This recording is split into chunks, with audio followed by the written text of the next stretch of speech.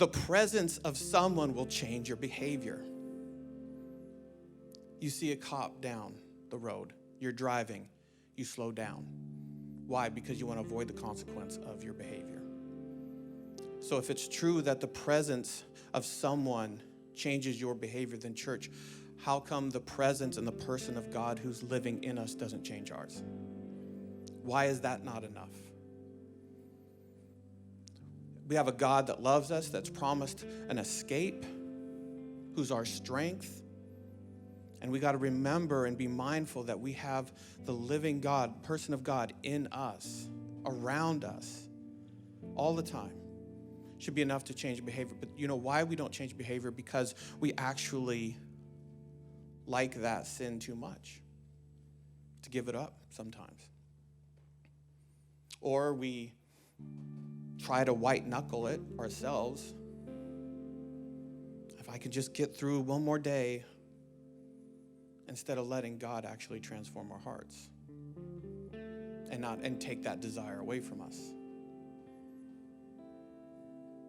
God has promised an escape. And the thing with white-knuckling it, you don't have to do that. Because a lot of times in our temptation, we think long term, like, okay, this has always tripped me up, and now I got to live the rest of my life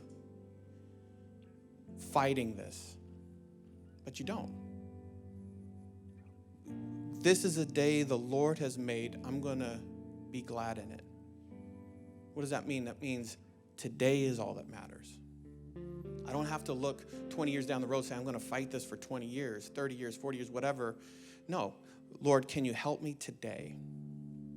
Can you be enough for me today to get me through? And then we worry about tomorrow.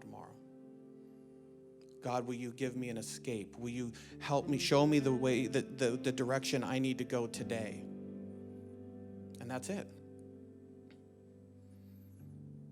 You can continue to drive 100 miles an hour past that cop if you want to.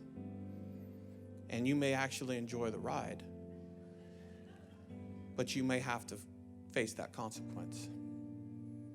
Holy Spirit, will you give me the strength today